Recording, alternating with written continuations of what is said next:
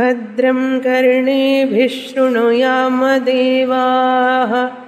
भद्रं पश्येमाक्षभिर्यजत्राः स्थिरैरङ्गैस्तुष्टुवागुंसस्तनूभिः व्यसेमदेवहितं यदायुः स्वस्ति न इन्द्रो वृद्धश्रवाः स्वस्ति नः पूषा विश्ववेदाः स्वस्ति नस्तार्क्ष्यो अरिष्टनेमिः स्वस्ति नो बृहस्पतिर्दधातु ॐ शान्ति शान्ति शान्तिः।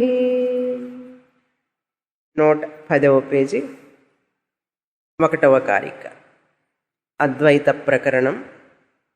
ఉపాసనాశ్రితో ధర్మః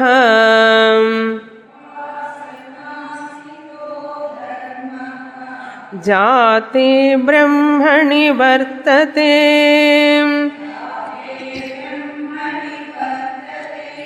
ప్రాగుత్పత్తేరజం సర్వం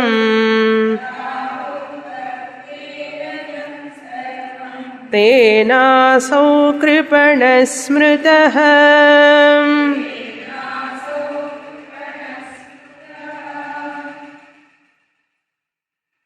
అద్వైత ప్రకరణం గౌడపాదాచార్యుల వారు అద్వైతం అనే పదం మీద కారికలు వ్రాశారు. 7వ మంత్రంలో వచ్చే అద్వైతం, శాంతం శివం అద్వైతం అని ఇప్పుడు చదివాం 7వ మంత్రంలో. ఆ పదాన్ని వివరణ చేస్తున్నారు. అద్వైతం అంటే ఒకటి అని అర్థం, ద్వైతం అంటే రెండు, అద్వైతం అంటే రెండు లేనటువంటిది అని అర్థం. ఏమిటి ఆ రెండు లేనటువంటిది అంటే బ్రహ్మ అన్నాం, తురీయ ఆత్మ. బ్రహ్మమునే మాండూక్య భాషలో తురీయం ఆత్మ అని చెప్పబడింది. ఆగమ ప్రకరణంలో విన్నాం మనం. ప్రథమ పాద, ద్వితీయ పాద, తృతీయ పాద, విశ్వ, తైజస, ప్రాజ్ఞ ఇవన్నీ విన్నాం కదా. విశ్వ, తైజస కార్యప్రపంచ, విరాట్, హిరణ్యగర్భ, కార్యప్రపంచ కార్యం, శరీరం, స్థూల శరీరం, సూక్ష్మ శరీరం, స్థూల భుక్, సూక్ష్మ భుక్ ఇవన్నీ గుర్తున్నాయా? సో కార్యం అని అర్థం. ప్రాజ్ఞ అక్కడ ఈశ్వర కారణం అన్నాం. ప్రథమ ద్వితీయ పాద కార్యం, తృతీయ పాద కారణం. తురీయాన్ని ఏం చెప్పాం? చతుర్థ పాద అన్నాం. 4వ పాదం తురీయ ఆత్మ అన్నాం. ఈ మొదటి 3 పాదాలు కార్యం అండ్ కారణం.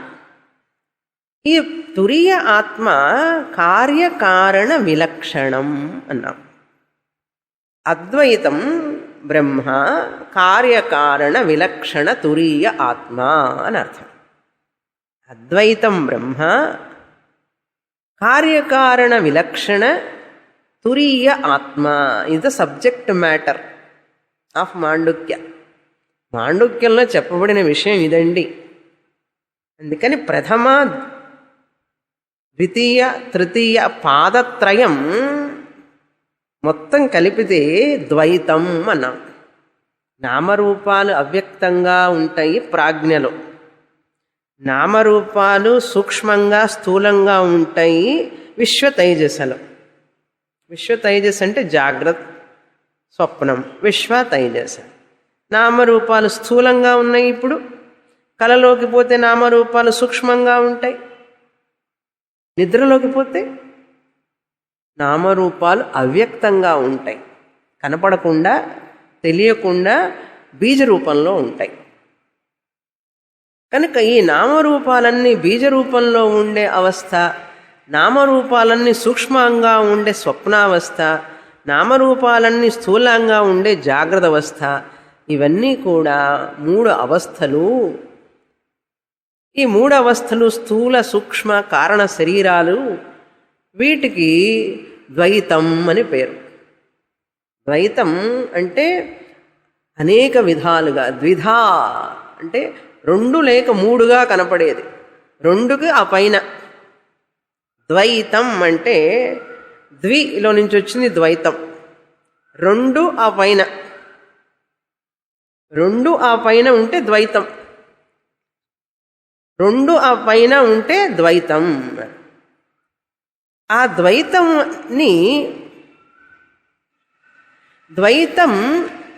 ఆపోజిట్ అద్వైతం. ద్వైతానికి వ్యతిరేక పదం ఏమిటి? అద్వైతం. అద్వైతానికి వ్యతిరేక పదం ద్వైతం. కనుక ఈ పాదత్రయం ఈజ్ ఈక్వల్ టు ద్వైతం అని అర్థం. ద్వైతం ఈజ్ ఈక్వల్ టు కార్యకారణ స్వరూపం, కార్యకారణ రూపం,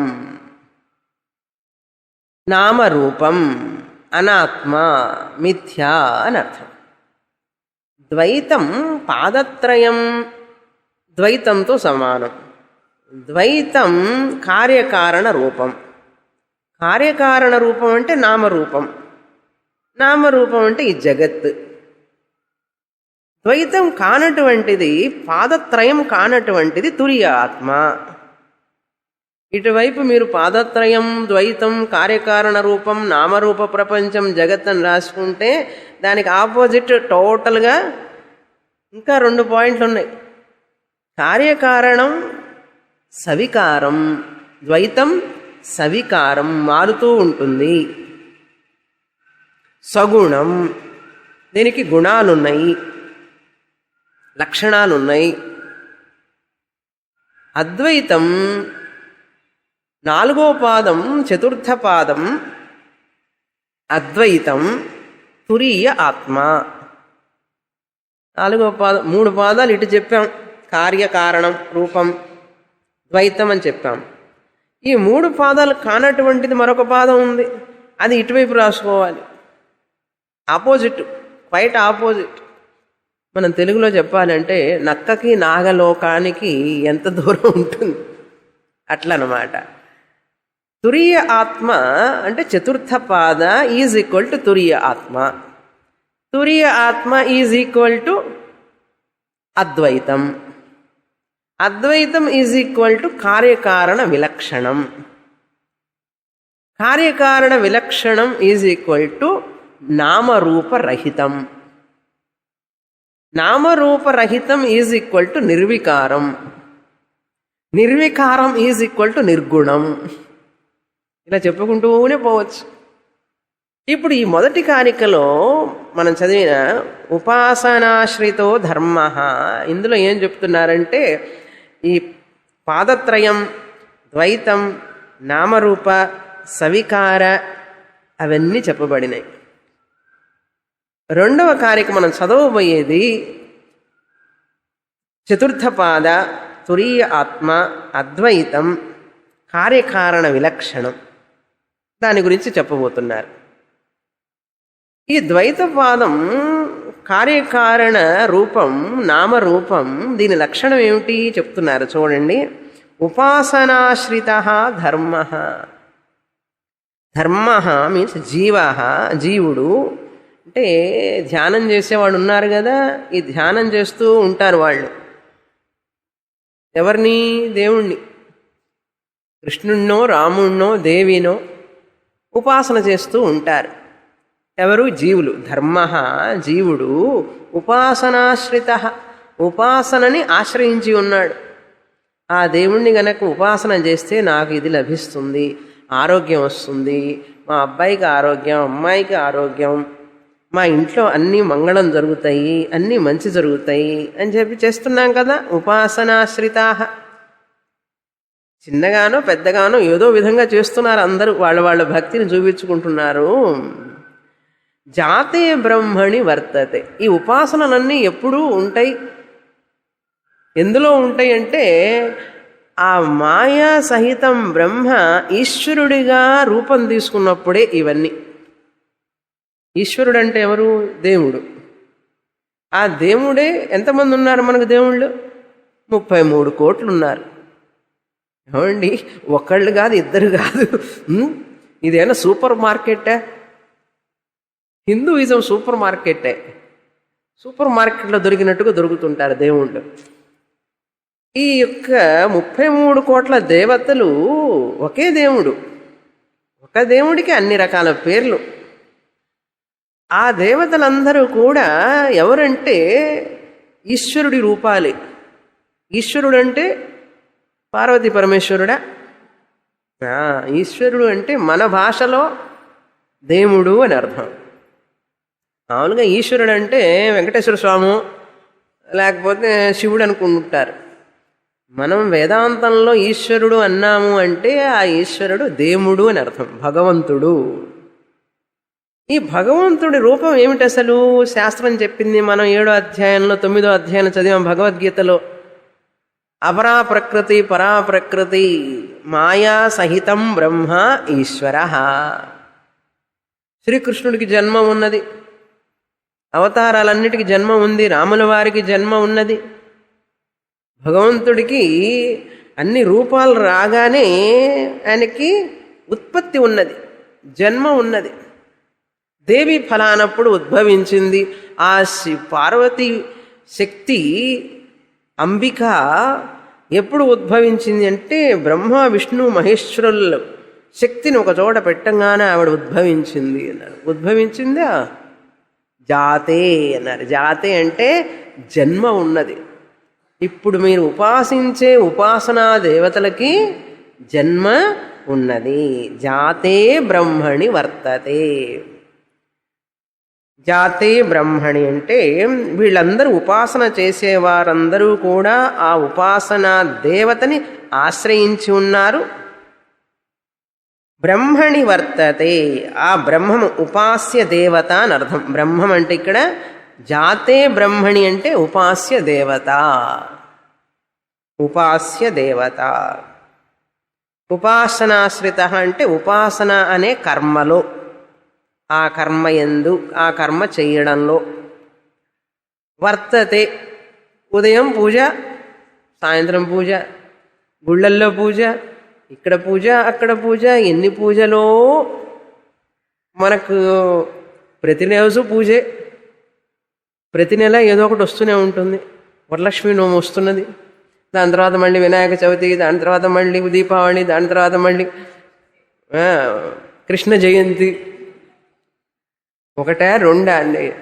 ఇవి కాకుండా మధ్యలో నృసింహ జయంతి, వామన జయంతి, గరుడ పంచమి, దివి పంచమి, ఆ పంచమి అని అన్నీ బాగా తినడం కోసం పెట్టారు. ఈ పండగలన్నీ చేసుకుంటున్నాం కదా.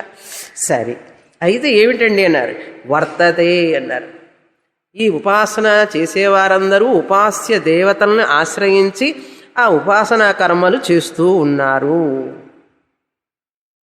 చేస్తే ఏమిటండి, మంచిదే కదా, చెయ్యనివ్వండి. లోక కళ్యాణం కోసం. కొంతమంది లోక కళ్యాణం కోసం చేస్తారు, మరి కొంతమంది వాళ్ళ కళ్యాణం కోసం చేసుకుంటారు. ఎలాగైతే ఏమి చేస్తారు. గౌడపాదాచార్యులు వారు అంటున్నారు, వాళ్ళందరూ పాపం దురదృష్టవంతులు అంటున్నారు. కృపణ, వాళ్ళందరూ దురదృష్టవంతులు. ఎందుకంటే వాళ్ళు పూజించేటటువంటి ఈశ్వరుడు పరమసత్యం కాదు, అది ఒక మెట్టు. మన యొక్క హిందూ ధర్మంలో ఈ దేవుణ్ణి ఆరాధించడం, ఉపాసన చేయటం ఒక మెట్టుగా పెట్టారు, కానీ అదే పరమ గమ్యంగా పెట్టలేదు. ఒక దేవుణ్ణి ఆరాధించడం, ఉపాసన చేయటం, ధ్యానించడం, ఆ దేవతని సాక్షాత్కరించుకోవడం, ఇదంతా కూడా ఒక మెట్టు, గమ్యం కాదు. బాగా రాసుకొని నోట్ చేసుకోండి. అది సాధనలో భగవత్ జ్ఞానాన్ని పొందడానికి సాధనగా ఒక మెట్టుగా పెట్టారు, కానీ దాన్ని ఒక గమ్యంగా పెట్టలేదు, పరమ గమ్యంగా పెట్టలేదు దాన్ని. కానీ ఈ దురదృష్టవంతులందరూ ఆ మెట్టు మీదనే కూర్చొని ఇదే గమ్యం అనుకుంటూ ఉంటారు అంటున్నారు గౌడపాదుల వాళ్ళు. నేను చెప్తే మీకు కోపం వస్తుంది, అందుకే నేను దూరంగా కూర్చుంటా. స్వామిని ఇప్పుడిప్పుడే నాకు కాస్త భక్తి పెరుగుతున్నది, మీరు పోయి ఇలా చెప్తారు ఏమిటి అన్నారు. భక్తి ఎప్పుడో చిన్నప్పుడు పెరిగి అది పక్వం అయిపోవాలి. 20 ఏళ్లకే 25 ఏళ్లకే పక్వం అయిపోయి దాన్ని అక్కడ పెట్టాలి భక్తిని. కానీ మనం 75 ఏళ్ల వరకు భక్తి స్టార్ట్ అవుతుంది అప్పుడు మనకు. అందుకనే కృపణ అన్నారు. అలా చేసేవాళ్ళు కృపణులు. దేవుణ్ణి ఆరాధించి ఉపాసన చేసేవాళ్ళు కృపణులు కాదు. జాగ్రత్తగా వినండి. దేవతారాధన చేస్తూ దేవతలను ఆరాధించే వాళ్ళు కృపణులు అనలేదు. కానీ అదే సత్యం అనుకుంటూ అదే ఆరాధన జీవితాంతం పరమగమ్యంగా భావిస్తూ చేసేవాళ్ళు కృపణులు.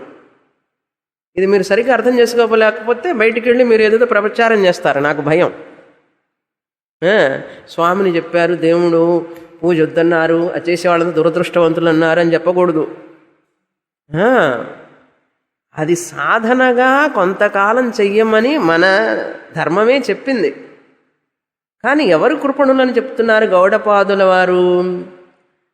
అదే పరమసత్యం అనుకుంటూ అదే గమ్యం అనుకుంటూ ఈ సాధనే ఇదే తాత్పర్యం పూజకి పరమ గమ్యం అనుకుంటూ ఉంటారే వారందరూ కూడా దురదృష్టవంతులు. ఎందుకంటే దానికి ఒక పై మెట్టు ఉన్నది.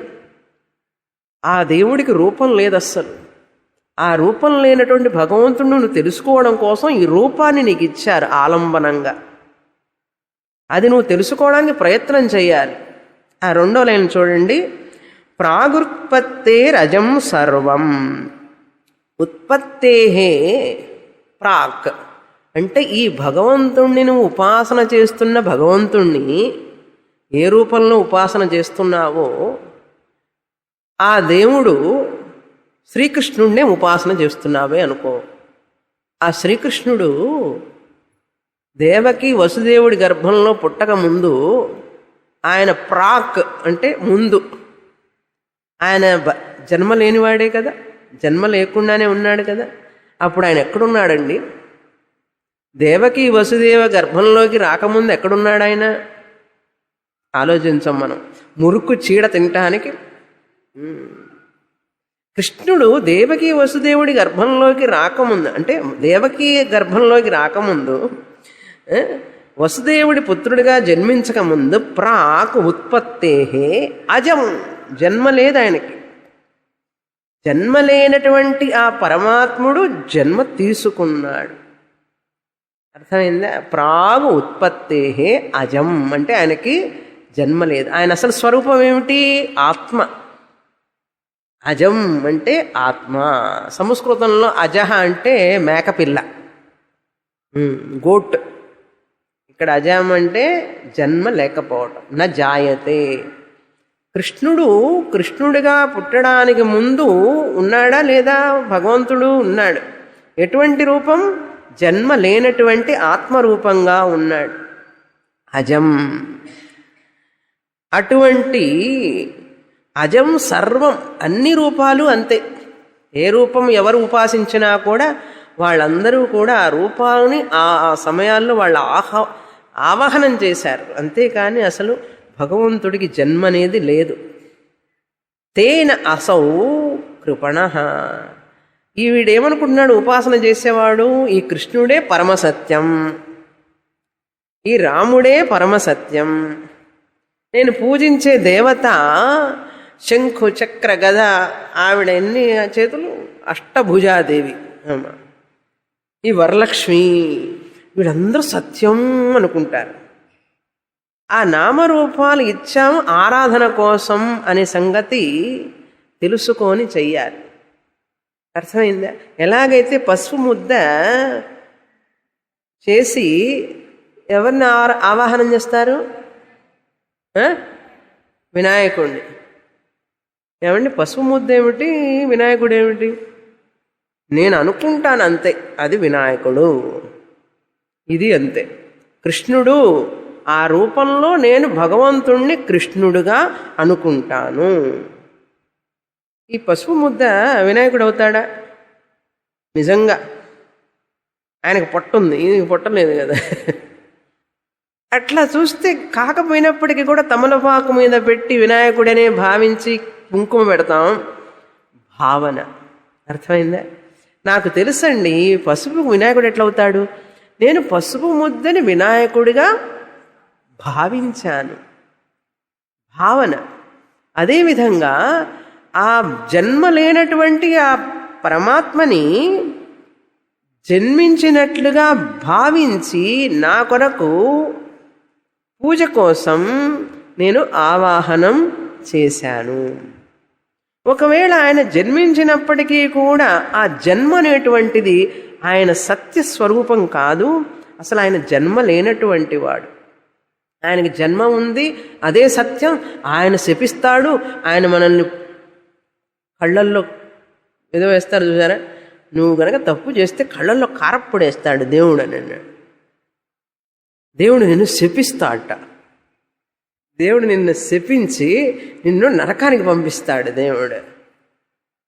ఇట్లాంటివన్నీ నేర్పి మనం ఆ దేవుడు అంటే భయం పుట్టేటట్లు చేసి పాపం ఆయన ఎక్కడ ఉన్నాడు, ఆయన ఏదో మనం పూజ చేసుకోవడం ఆహ్వానిస్తే ఆయన్ని చూపించి భయపెట్టి శపిస్తాడని, ఆయన మనల్ని నరకంలోకి నెడతాడని చెప్పి ఇట్లాంటివన్నీ ప్రచారం చేస్తూ ఉంటే మనం ఎక్కడికి పోతాం? ఎక్కడికి పోతాం? మనం ఏమైపోతాం? మనం భగవంతుడే గనక అట్లా చేస్తే భగవంతుడి బిడ్డల మనం ఎక్కడికి పోతాం? కనుక అటువంటివన్నీ కూడా మనం ఆ భ్రమల నుంచి బయటపడాలి. ఎప్పుడు? 80 ఏళ్ల తర్వాత. త్వరగా పడకపోతే కృపణః, వాళ్ళు దురదృష్టవంతులు అన్నారు. అందుకని ఈ కారికలను సరిగా అర్థం చేసుకోవాలి మనం జాగ్రత్తగా. లేకపోతే మనకు చాలా అనుమానాలు వస్తాయి వీటి మీద. ఇదేమిటి ఇలా చెప్తుంది, అక్కడ పురాణాల్లో కథల్లో అలా చెప్పారు కదా, ఉపనిషత్తు ఇలా చెప్తుంది, అన్నీ వేదాంగం నుంచే వచ్చినాయి కదా, అందుకని హిందువులందరూ కన్ఫ్యూజ్ అయిపోయినారు అని చెప్పి అంటారు వాళ్ళు. అలా అనుకోకూడదు. ఇక్కడ అది ఒక మెట్టు. మనం దూషించడంలా దాన్ని, ఆ ఉపాసనని, ఆ ఉపాస్య దేవతని, ఉపాసకుణ్ణి మనం దూషించడం లేదు. ఎవరిని దూషిస్తున్నది శాస్త్రం? అదే సత్యం అనుకొని ఆ ఉపాస్య దేవత నన్ను శపిస్తుందని, ఆ ఉపాస్య దేవత నన్ను అనుగ్రహిస్తుందని, ఆ ఉపాస్య దేవత నన్ను శిక్షిస్తుందని ఇలా భ్రమపడుతూ ఉంటే అతన్ని దురదృష్టవంతుడు అన్నాం. అర్థమైందా? ఎవరైతే ఆ తప్పుగా భ్రమిస్తూ ఆ దేవుడు ఏం చేస్తాడో, ఇవాళ ఏమవుతుందో ఏమో, నేను ఇట్లా చేశానే, నాకు ఫోన్ కాల్ ఈరోజు, స్వామిని ఎన్నో సంవత్సరాలుగా వరలక్ష్మి వ్రతం చేస్తున్నాను, ఎంతో ఆచారంగా చేస్తాను, ఎంతో అట్టహాసంగా చేస్తాను, ఇప్పుడు అనారోగ్య పరిస్థితి వల్ల చేయలేకపోతున్నాను, నాకు ఏం చేయాలో అర్థం కావడం లేదు, నా మార్గదర్శనం చేయండి నాకు అని ధారాపాతంగా ఏడుస్తూ, భక్తురాలు ఏడుస్తూ, ఆ వ్రతాన్ని నేను ఎట్లా భంగం చేసేది, ఇప్పుడు నేను కూర్చునే స్థితిలో కూడా లేను, నాకేమో భయంగా ఉన్నది, ఏం చెప్పాలి? నేను చెప్పానమ్మా, వరలక్ష్మి దేవి నిన్ను అనుగ్రహిస్తుంది, నీ శక్తికి తగినంతగా నువ్వు చెయ్యి పూజ, ఎంతవరకు చేయగలిగితే అంతవరకే చెయ్యి. భగవంతుడికి తెలియదా? నువ్వు అనారోగ్యంలో ఉన్నా కూడా నువ్వు నాకు ఇవాళ ఎందుకు ఈ స్వీట్లన్నీ పెట్టలేదు, అప్పుడు 9 రకాలు చేసావు కదా, ఇప్పుడు వరలక్ష్మి వ్రతానికి 9 రకాలు ఎందుకు చేయలేదు, అప్పుడు ముత్తైదువులందరినీ పిలిచావు కదా, ఇవాళ ఎందుకు పిలవలేదు అని అడుగుతుందా అమ్మవారు? అప్పుడు పట్టుచీర పెట్టావు కదా, ఇప్పుడు ఎందుకు పెట్టలేదు? ఆవిడ అడుగుతుందో లేదో, అడుగుతుందని వీడికి భయం. ఈ ఉపాసన చేసే ఉపాసకురాలికి భయం. కనుక భగవత్ పూజ భయం కోసం కాదండి, భక్తిని పెంచడం కోసం. కానీ మనలో భ్రమని పెంచడానికి, మనలో ఉన్న అజ్ఞానాన్ని పోషించడం కోసం కాదు భక్తి. ఇలా చాలామంది వాళ్ళు చేసే వ్రతాలు ఏమిటి, పూజలు ఏమిటి, అందులో ఆ సత్యనారాయణ వ్రత కథ ఒకటి చెప్తారు. అది వినకుండా వెళ్ళడం వల్ల, పూర్తిగా వినకుండా కూడా కాదు, ప్రసాదం తినకుండా వెళ్ళడం వల్ల కథగా చెప్పి శశికళ ఆమె పేరు కళావతి. కళావతి ఆ కథ కనుక వినకపోతే వీడికి కూడా పోతుందేమో అని ఆస్తి అక్కడే కూర్చుంటాడు, నిద్రపోతు. ఇట్లా అండి కథలు చెప్పి చెప్పి చెప్పి మన వాళ్ళు అందులో ఉన్న అసలు తాత్పర్యాన్ని గ్రహించడంలా. మన మనసు అటు ఇటు పోకుండా ఉండడం కోసం వ్రతం చేసేటప్పుడు పూజారి చేయడం కాదురా నువ్వు చెయ్యాలి కూర్చొని దగ్గర అని చెప్పడం కోసం పెట్టారు. కానీ ఆ కథ అంతా చదివిన తర్వాత జనానికి ఒకటే భయం, అనుమానాలు పెరిగిపోతున్నాయి. వరలక్ష్మి నోము కూడా అంతే, ఏ నోమైనా అంతే. ఒకసారి నోము తీసుకున్నామంటే ఆపితే ఎట్లా అండి, పాపం వస్తుంది కదా అన్నాడు. నేను శపిస్తాను నిన్ను, నీకు పాపం వస్తుంది అని అంటాడు. అట్లా భయపెట్టకపోతే వీడు అసలు చెయ్యడని. అలా భయం పెట్టలేదనుకోండి సోంబేరి అయి కూర్చుంటాడు. ఏమి చేయలేదు, పట్టకపోయినా ఏం కాదు అని. అందుకని పెట్టారు, నీకు శ్రద్ధ పెరగడం కోసం పెట్టారు కానీ నీకు భయం పెరగడం కోసం పెట్టలేదు. అర్థమైందా? అందుకని వెంకటేశ్వర స్వామి గుడికి ప్రతి నెల వెళుతున్నాను, ఇప్పుడు వెళ్ళలేకపోతున్నాను అంటే పెద్దవాడైపోయినాడు కదా, ఇప్పుడు వెళ్ళలేకపోతున్నాను అని చెప్పి దిగులు పడుతూ కూర్చుంటాడు. ఆయనకి ఇక్కడి నుంచి ఒక నమస్కారం పెట్టచ్చు కదా, నాయన వృద్ధాప్యం వల్ల రాలేకపోతున్నాను, నన్ను అక్కడి నుంచే నువ్వు అనుగ్రహించు అని చెప్పి అడగాల. నేను రాలేకపోతున్నాను, అందుకని నాకు ఆ భగవంతుడి యొక్క కరుణ లేదు, ఏమైపోతానో ఏమో అని చెప్పి దిగులు పడుతూ కూర్చుంటాడు. కనుక ఇట్లాంటివన్నీ కూడా బాధపడే వాళ్ళందరినీ ఏమంటున్నారు గౌడపాదాచార్యుల వారు? కృపణ. ఇప్పుడు మీరు చెప్పండి, వారు దురదృష్టవంతులా కాదా?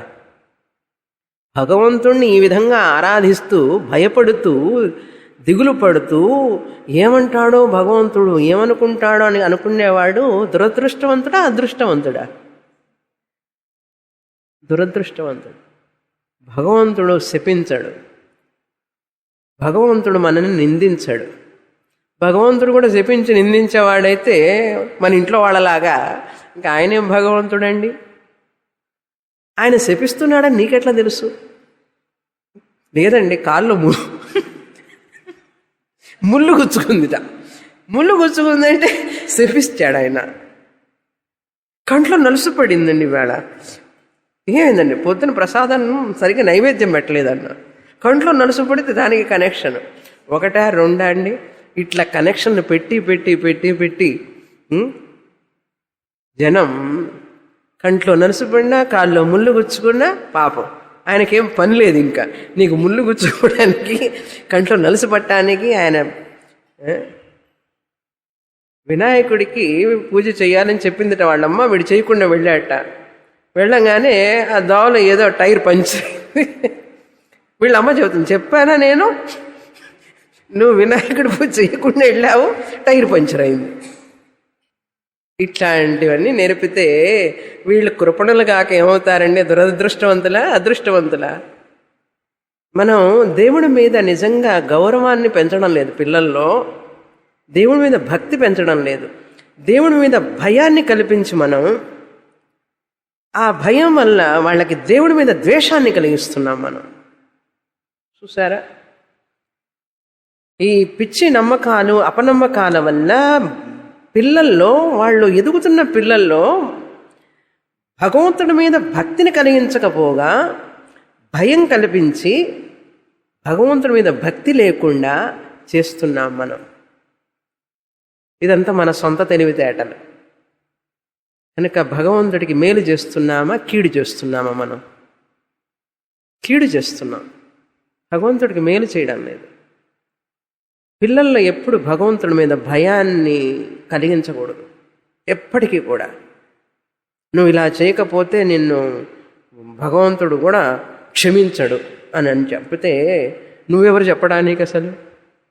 అంటే వాళ్ళకి శ్రద్ధ రావడం కోసం, వాళ్ళలో భక్తి పెరగడం కోసం సరి అయిన పద్ధతిలో తీసుకువెళ్ళాలే. కానీ నీకు తెలియకుండానే నువ్వు మాట్లాడటం వల్ల వాళ్ళల్లో ఒక విరక్తి భావం ఏర్పడుతోంది. అలా చేయకూడదు ఎప్పుడు కూడా.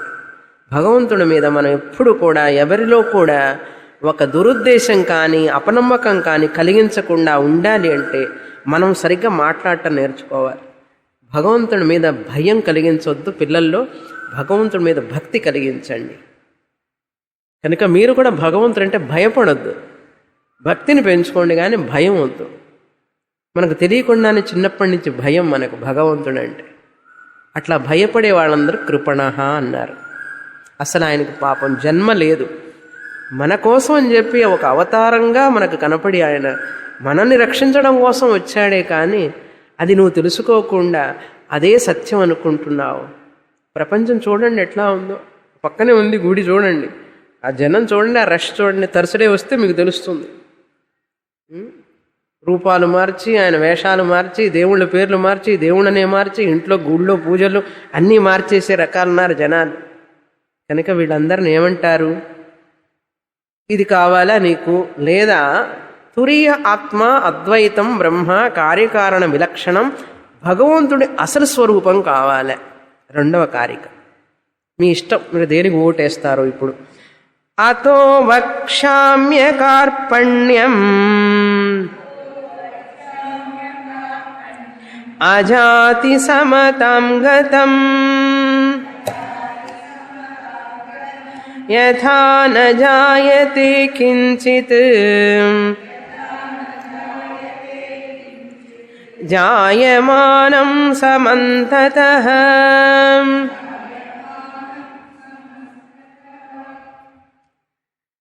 అతః కనుక,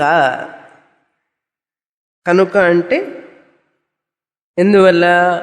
ఇలా ఉపాస్య దేవతల్ని ఉపాసించడం అనేటువంటి పద్ధతి అదే సత్యం అనుకోవడం దురదృష్టం. కనుక ఆ ఉపాస్య దేవతకి అసలు స్వరూపాన్ని తెలుసుకునేటటువంటిది నేను చెప్తాను ఇప్పుడు. వక్ష్యామి, అది కార్పణ్యం. కృపణస్య భావ కార్పణ్యం. కృపణ అన్నారు చూసారా? కృపణ అంటే ఏమిటి? కార్పణ్యం, సంసారం అని అర్థం. జనన మరణ సంసార చక్రంలో భయంగా జీవిస్తూ ఉంటాడు ఈ వ్యక్తి. ఎవరు? భగవంతుణ్ణి ఆరాధించేవాడు కూడా. అందుకే కొంతమంది అంటుంటారు, ఈ దేవుణ్ణి పూజించే వాళ్ళందరూ పిరికి పందలండి అంటుంటారు. ఎందుకంటే భయంగా ఉంటాడు ఇప్పుడు. మరి పిరికి పందలు అనక ఏమంటారు? ఆ నాస్తికులందరూ ఏమంటారో తెలుసా? ఈ దేవుణ్ణి పూజించేవాడని పిరికి పందండి, భయం, వీడికి ఏమవుతుందో రేపని చెప్పి ఆయన పూజిస్తూ ఉంటాడు, పొద్దుకులు అంటాడు. కనుక అది నిజమే వాళ్ళు అనేది కూడా. భగవంతుడిని పూజించేవాడు పిరికి పందగా ఉండకూడదు, ధైర్యంగా ఉండాలి. కానీ పిరికి పంద ఎందుకు అవడం? పిరికి వాళ్ళే పూజిస్తారు దేవుణ్ణి అంటాడు. వాడు చెప్పేది తప్పు, వీళ్ళు పిరికి పందలుగా ఉండడం వీళ్ళ తప్పు. 199 మంది పిరికి వాళ్ళే. ఎందుకంటే తెలుసా? భగవంతుణ్ణి భక్తితో ఆరాధించకుండా భయంతోనే ఆరాధిస్తే పిరికి పందలు కాకేమండి వాళ్ళు అనడంలో తప్పున్నదే. కనుక పిరికి పందల్లాగా ఉండకూడదు, నిర్భయంగా భగవంతుణ్ణి పూజించాలి, భయంతో పూజించకూడదు. భయం ఎవరికి ఉంటుందండి? ధైర్యం లేని వాడికి ఉంటుంది భయం. ధైర్యానికి ఆపోజిట్ ఏమిటి? భయం. ధైర్యవంతుడికి పిరికితనం ఉండదు, టిమిడిటీ అంటారు. అంటే భయపడేవాడికి పిరికితనం ఉన్నట్లే కదా. వాడికి చాలా పిరికండి అంటుంటారు. పిరికి అంటే తెలుసా? పిరికి అంటే ఏంటి? చాలా టిమిడ్ ఫెలో. భగవంతుడు కూడా ఇష్టపడ్డాడు పిరికి వాళ్ళని. అర్థమైందా? భగవంతుడు కూడా ఇష్టపడ్డాడు పిరికి వాళ్ళని. భగవంతుడికి ధైర్యవంతులు కావాలి కానీ పిరికి వాళ్ళు కాదు కావాల్సింది. ఆయన ఇష్టపడేది ధైర్యవంతులు. పిరికి వాళ్ళు మూఢులు అంటారు, పిరికి వాళ్ళని మూఢులు అంటారు. కనుక అకార్పణ్యాన్ని గురించి బోధిస్తాను మీకు నేను. కార్పణ్యం వద్దు, దురదృష్టులుగా ఉండద్దు, మీరు భయపడుతూ ఉండద్దు, అధైర్యవంతులుగా పిరికి వాళ్ళలాగా భగవంతుడిని పూజించకండి. ఆ కార్పణ్యం లేనటువంటి స్థితి ఏమిటో నేను చెప్తాను. వక్ష్యామి అంటున్నారు చూడండి. ఆ దురదృష్టం కాకుండా అదృష్టం అనేది ఏమిటో నేను చెప్తాను ఇప్పుడు. అకార్పణ్యం. అందుకని అద్వైత ప్రకరణానికి చాలా పేర్లు పెట్టచ్చు. అద్వైత ప్రకరణం అని ఒక పేరు, కార్యకారణ విలక్షణ ప్రకరణం అని మరొక పేరు. కార్యకారణ విలక్షణ ప్రకరణం అని కూడా పిలవచ్చు. మోక్ష ప్రకరణం అని చెప్పచ్చు. ఎప్పుడైతే మనకు అద్వైతం బ్రహ్మ జ్ఞానం వస్తుందో అప్పుడే మోక్షం, మోక్ష ప్రకరణం అని చెప్పచ్చు. 4వ పేరు తురీయ ప్రకరణం అని చెప్పచ్చు. అద్వైతం తురీయ ఆత్మ, తురీయ ప్రకరణం అని చెప్పవచ్చు. ఇక్కడ ఏం చెప్తున్నారు? ఇప్పుడు అజాతివాదాన్ని గురించి చెప్తున్నారు. ఆ జాతి అంటే బ్రహ్మకు జన్మ లేదు. జాతి అంటే బ్రాహ్మణ క్షత్రియ జాతి అని కాదు. ఇక్కడ బ్రాహ్మణ క్షత్రియ వైశ్య శూద్ర జాతి అని కాదు. ఆ జాతి అంటే ఆ బ్రహ్మమునకు నిజంగా జన్మ లేదు. జన్మ ఉన్నట్లుగా భావన చెయ్యబడింది, నిజంగా జన్మ లేదు. ఆ జాతివాదం అంటారు. అజాతివాదాన్ని ఇక్కడ చెప్పబోతున్నారు ఇప్పుడు. అతః అకార్పణ్యం వక్ష్యామి. అకార్పణ్యం కృపణస్య బాహవః కార్పణ్యం. దురదృష్టవంతులు కాకుండా ఉండాలి అంటే అకార్పణ్యం, భయము లేకుండా ఉండాలి. సంసార జనన మరణ వ్యాధి జర ఇటువంటి భయాలన్నీ లేకుండా ఉండాలి అంటే మీకు అకార్పణ్యం వక్ష్యామి. అకార్పణ్యం అంటే శోకము లేనటువంటి అని అర్థం. అజాతిం సమతాం గతం వక్ష్యామి. సమతాం గతం ఏమిటి? ఆ అకార్పణ్యం విషయం అంటే సమతాం గతం. అద్వైతం బ్రహ్మ, తురీయ ఆత్మ ఎప్పుడూ ఒకే రకంగా ఉండేది. సమతాం గతం అంటే దానికి కాల పరిమితి లేదు. కృష్ణుడికి కాల నిర్ణయం ఉంది, రాముల వారికి కాల నిర్ణయం ఉంది. కాలం ఉంది. ప్రతి దేవుడికి కూడా ఒక కాల నిర్ణయం ఉంది. పూజించేటప్పుడు మనం ఉపాసన చేసే దేవతలందరూ కూడా కాలానికి బద్ధులు. వాళ్ళు కాలానికి బద్ధుడు కానటువంటి ఆ పరమాత్మని పూజించాలి మనం. అంటే కాలము కూడా ఆ తురీయ ఆత్మని టచ్ చేయలేదు. అంటే కాలం వికారాన్ని సృష్టిస్తుంది కదా. కాలం అంటే ఏమిటి ఇక్కడ? The time bound means it brings modifications. Time is that which brings modifications. కాలం అనేది పరిణామాన్ని తెస్తూ ఉంటుంది, మార్పు వస్తూ ఉంటుంది. అందుకని కృష్ణుడు బాలకృష్ణుడు, యౌవన కృష్ణుడు, రాముడు వారు కూడా చిన్న పిల్లవాడిగా ఉన్నప్పుడు, పెద్దవాడిగా ఉన్నప్పుడు, అంటే కాలం ఉన్నది అక్కడ. చూసారా? దేశం ఫలానా చోట ద్వారక, అయోధ్య ఇలాంటి ఒక చోటు, ఇలాంటివన్నీ ఉన్నాయి ఆ దేవుడికి. కనుక కాల పరిమితి ఉంటుంది. కానీ తురీయ ఆత్మకి కాల పరిమితి లేదు. సమతాం గతం. తురీయ ఆత్మ ఇంతకు ముందు ఉన్నది, ఇప్పుడు ఉన్నది, ఎప్పుడు ఉంటుంది. సమతాం గతం. యథా కశ్చిత్ జాయమానం సమంతతః న జాయతే. ఎలాగైతే, అంతేకాదు ఈ యొక్క సమాత్వంగా ఉండేటటువంటి కాల పరిచ్ఛిన్నం కానటువంటి ఈ బ్రహ్మాన్ని గురించి చెప్తాను. అంతేకాదు ఏదైనా సరే ఇక్కడ పుట్టింది అంటే, ఏదైనా సరే ఒకటి పుట్టినది అన్నారనుకోండి, డేట్ ఆఫ్ బర్త్ చెప్పారో నేనేం చెప్తాను తెలుసా? అది పుట్టలేదు అని చెప్తాను నేను అంటారు ఆయన. ఎనీథింగ్, ఏదైనా నీది పుట్టింది, రామ నవమి, కృష్ణ అష్టమి అన్నావా, అది నిజంగా పుట్టలేదు అని నేను నిరూపిస్తాను అంటున్నారు ఆయన. మీ అబ్బాయి పుట్టాడంటే పుట్టలేదు అని నిరూపిస్తాను అంటున్నారు. నువ్వు పుట్టాను అంటే డేట్ ఆఫ్ బర్త్, బర్త్డే అంటే నువ్వు పుట్టలేదని నేను నిరూపిస్తాను అంటున్నారు. పెద్ద ఛాలెంజ్ ఇప్పుడు ఆయనకి. చూడండి, మనలాంటి వాళ్ళందరినీ పెట్టుకొని ఆయన ఓడిపోతాడో మనం ఓడిపోతామో చూడాలి. ఇప్పుడు మనం ఓడిపోతే మంచిది, మనం గెలిచామంటే మన ఇగ్నరెన్స్ని కాస్త ప్రకటన చేసుకున్నామని అర్థం. అర్థమైందా?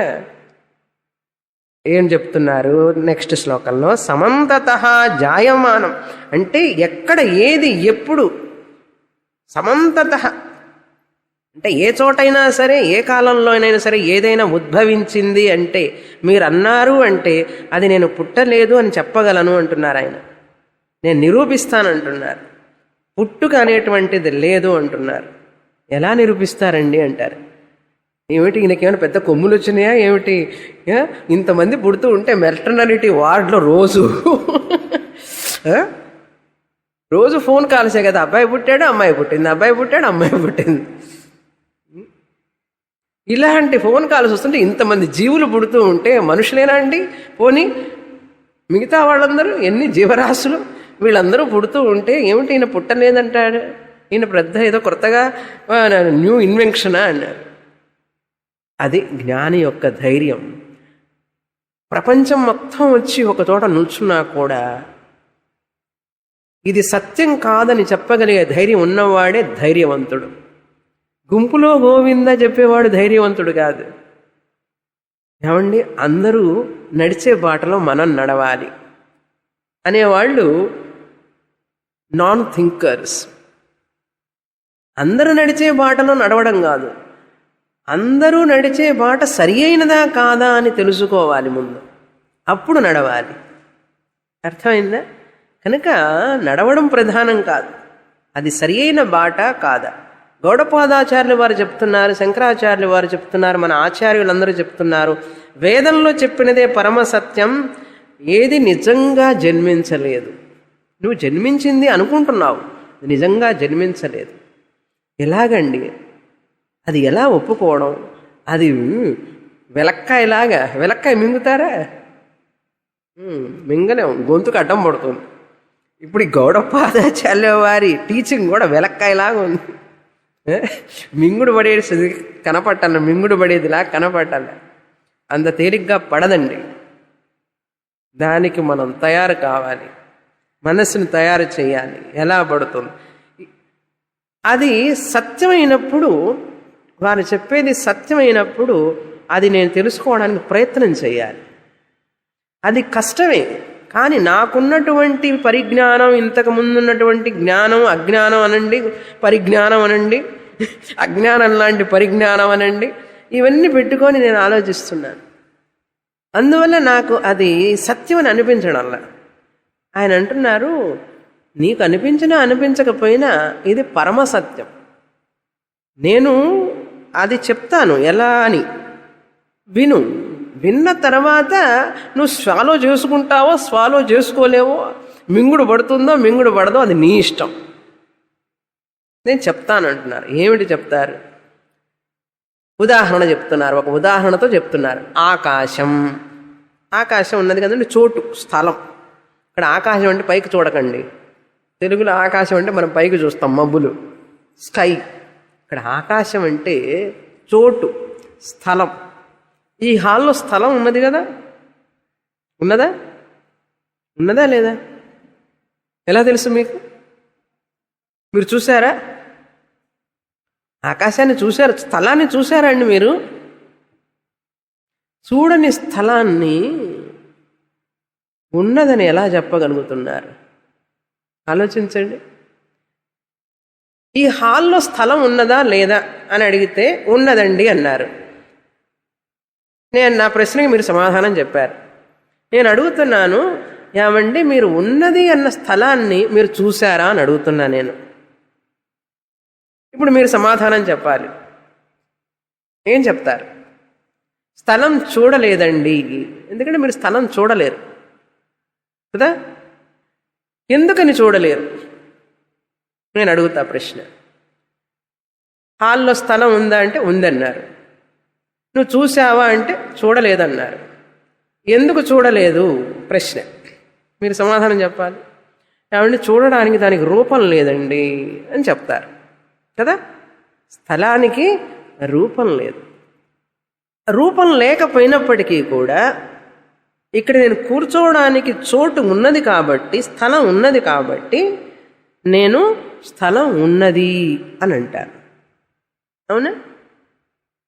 ఇప్పుడు ఆ స్థలాన్ని ఇక్కడ ఆకాశం ఆకాశం అన్నారు ఆయన. ఇప్పుడు ఈ స్థలం, మనం కూర్చున్న స్థలం, హాల్లో ఉన్న స్థలం హాలుకు బయట ఉన్నదా లేదా? ఈ హాల్లో ఉన్న స్థలం, ఈ చోటు అనేది హాలుకు వెలుపల ఉన్నదా లేదా? ఉన్నదా? ఉన్నది. ఈ హాల్లో ఉన్న స్థలం పుట్టిందా పుట్టలేదా? హాల్ స్పేస్ అంటాం. హాల్ స్పేస్, కార్పెట్ స్పేస్ అంటుంటారు కదా. ఎంత అండి స్క్వేర్ ఫీట్ అంటే? 750 స్క్వేర్ ఫీట్ అండి స్థలం. ఈ 700 స్క్వేర్ ఫీట్ కొత్తగా పుట్టిందా? అంతకుముందే ఉన్నదా? అంతకుముందే ఉన్నది. నువ్వు ఇల్లు కట్టడానికి ముందు కూడా ఆ స్థలం ఉన్నది. ఇప్పుడు నువ్వు ఇల్లు కట్టిన తర్వాత, ఏమండి ఇల్లు కట్టానండి రండి చూడండి అంటాడు. ఏం కట్టావు? ఇల్లు కట్టావా గోడలు కట్టావా? ఇల్లు కట్టావా గోడలు కట్టావా? ఇంట్లో స్థలం అన్నావు. ఇంట్లో స్థలం పుట్టిందా అని అడుగుతున్నాను నేను. పుట్టలేదు కదా. ఎందుకని? ఇల్లు కట్టడానికి ముందే ఉన్నది. ఉన్న స్థలంలో గోడలు కట్టావు. ఉన్న స్థలంలో గోడలు కట్టి ఈ స్థలం నాది అన్నావు అంతే. కనుక ఇది లోపల నువ్వు గోడలు కట్టడానికి ముందే ఉన్నది కనుక ఇది పుట్టింది అని చెప్పి అనలేవు. మే న్యూ హౌస్ అని అన్నాడు. క్రొత్త ఇల్లండి, ఈ మధ్యనే కట్టాం, 1956 అని రాసుంటే కొన్ని ఇళ్ళ మీద చూసారా? అంటే ఇల్లు కొత్తగా అప్పుడు పుట్టిందండి. ఇంట్లో గోడలు వాడుకుంటావా స్థలం వాడుకుంటావా? మా ఇంటికి రండి అంటాడు. మా ఇంటికి రండి, మా ఇంట్లో కూర్చోండి అంటాడు. ఎక్కడ ఇంట్లో కూర్చుంటే స్థలంలో కూర్చుంటున్నావా గోడల్లో కూర్చుంటావా? ఏమంటే ఇల్లు అనేది నిజంగా ఉన్నదా? ఇప్పుడు నేను అడుగుతా, ఇల్లు అనేది ఉన్నదా? మీరు ఇంట్లో కూర్చుంటున్నారా స్థలంలో కూర్చుంటున్నారా? స్థలంలో కూర్చున్నారా ఇంట్లో కూర్చున్నారా? చూసారా? ఇట్లాంటి ప్రశ్నలన్నీ వేస్తే ఎక్కడికి పోతాం మనం? కనుక ఉదాహరణ ఇక్కడ ఏం చెప్తున్నారంటే, ఆయన చెప్పేది మనకు ఇళ్ళు ఫ్లాట్స్ అంటే బాగా ఇష్టం కదా, అందుకని అది చెప్పాను నేను. ఆ రోజుల్లో ఫ్లాట్స్ లేవు కదా పాపం గౌడపాదాచార్యుల వారి కాలంలో, అందుకని ఒక కుండ పెట్టి చెప్తున్నారు ఆయన. కుండ ఉదాహరణ. ఇప్పుడు ఈ వారు చెప్పబోయే విషయాన్ని చెప్తున్నాను. 3వ కారిక నుంచి 9వ కారిక వరకు ఈ ఒక్క అధ్యాయాన్ని ప్రకరణం మొత్తాన్ని కూడా 4 విధాలుగా 4 టాపిక్స్ ఉంటాయి ఇందులో. ఈ సృష్టి అనేది పుట్టింది అంటున్నారు మీరు. ఈ సృష్టి భగవంతుడు చేశాడు. ఈ భగవంతుడు చేసిన సృష్టిలో భగవంతుడు నన్ను సృష్టించాడు, జీవుణ్ణి నేను పుట్టాను అంటున్నాం. అందరు ఏమంటున్నారు? ఈ సృష్టి జరిగింది, భగవంతుడు ఈ సృష్టి చేశాడు. ఈ సృష్టిలో భగవంతుడు చేసిన ఈ సృష్టిలో నేను కూడా సృష్టింపబడినాను. జీవుణ్ణి నేను, ఆయన పరమాత్ముడు నన్ను సృష్టి చేశాడు అంటున్నారా లేదా అందరూ? ఇందులో ఏమన్నా సందేహమా? లేదు కదా. భగవంతుడు సృష్టి చేశాడు, ఈ సృష్టిలో అంతా కూడా ఆయన చేత సృష్టింపబడ్డారు. ఈ సృష్టింపబడిన వీళ్ళందరూ కూడా జీవులు, జీవరాశులు అంటున్నావా లేదా? జీవరాశులు అంటే గుంపు కదా, జీవరాశులు. ఆ జీవరాశుల్లో నేనొక జీవరాశిని అంటున్నారా లేదా?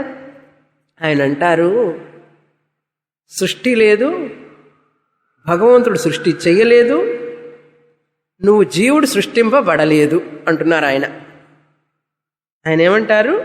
ఇప్పుడు అందరూ అనుకుండేది ఏమిటి? సృష్టి చేయబడింది, ఈ సృష్టిని భగవంతుడు చేశాడు, ఆ భగవంతుడు చేసిన సృష్టిలో నేను ఒక జీవుణ్ణి, నేను సృష్టింపబడినాను, నేను ఆయనకి దాసుణ్ణి, ఆయన నాకు స్వామి.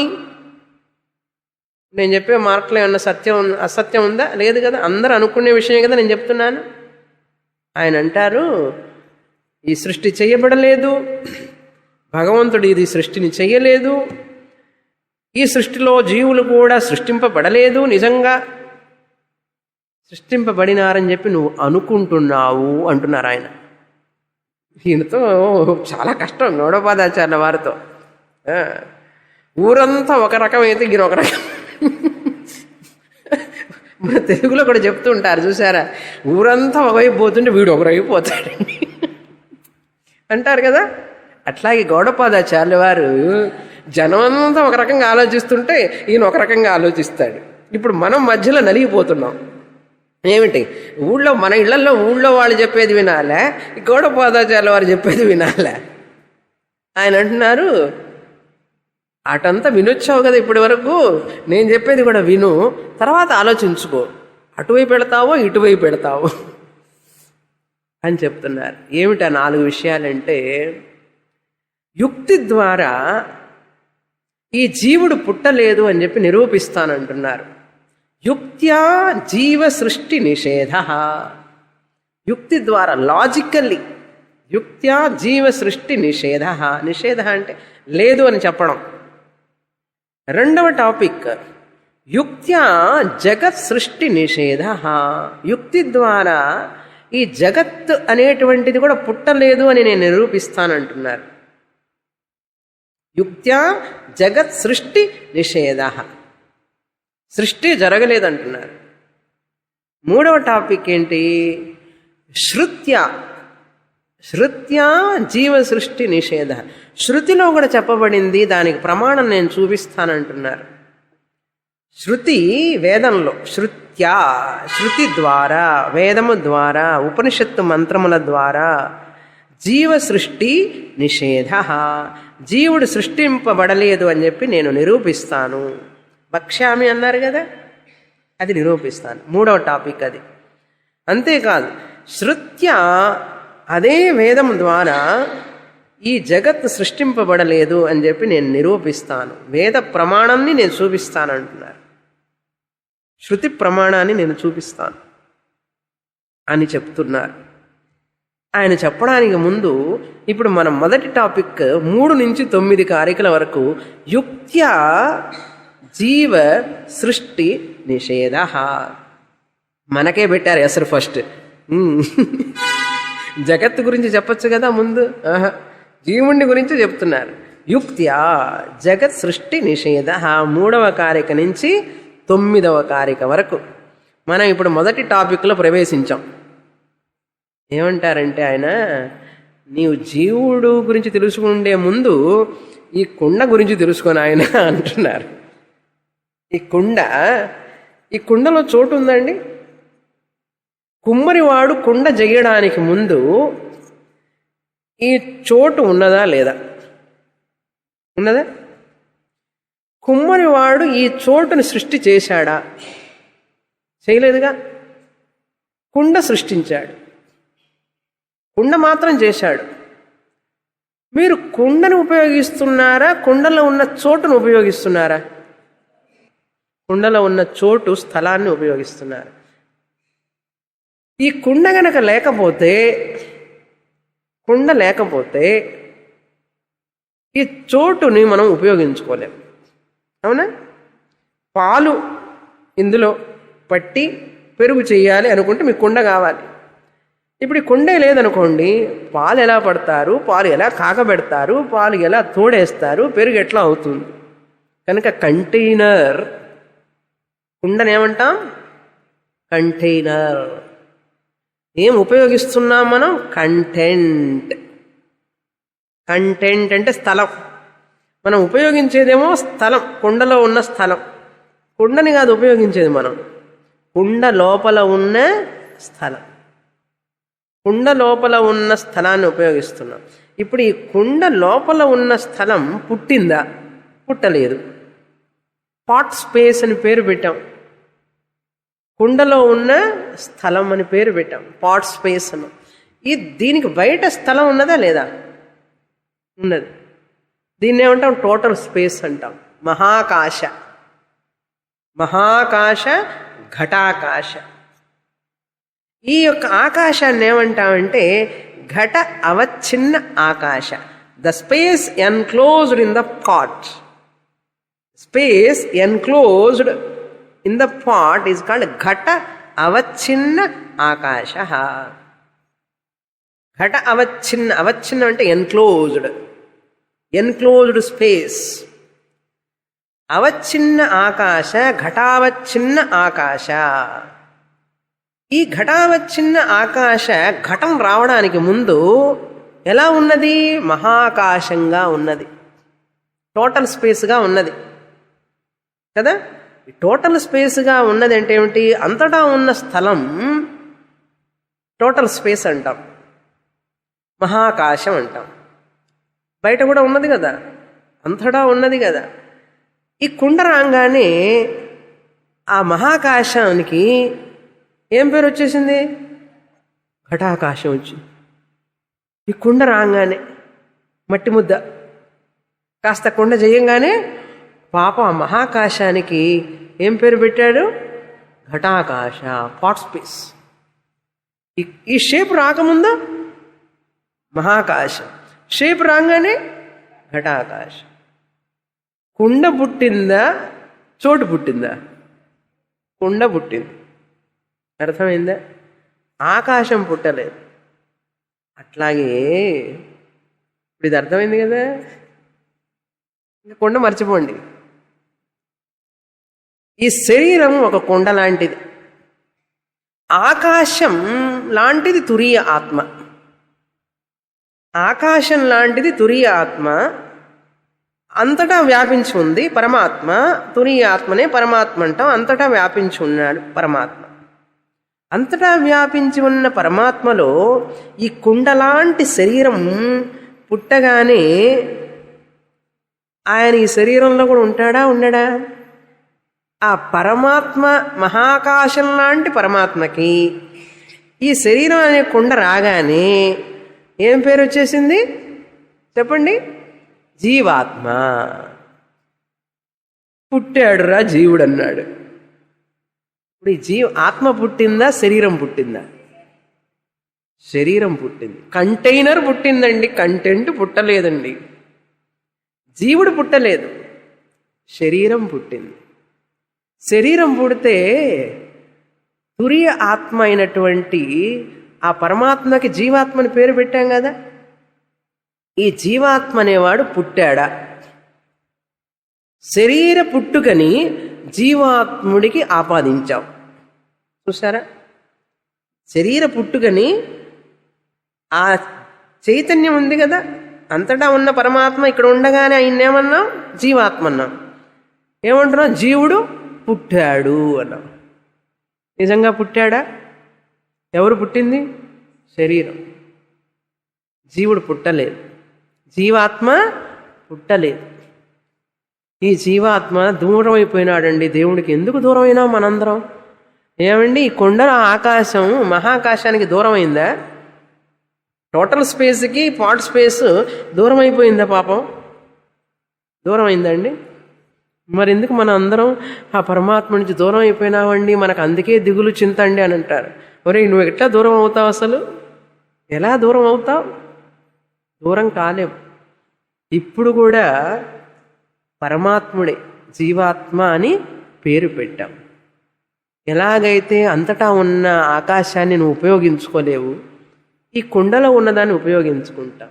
అదేవిధంగా తురీయ ఆత్మ అంతటా ఉన్నది, దానికి రూపం లేదు, ఏ విధంగా అది ఉపయోగపడదు.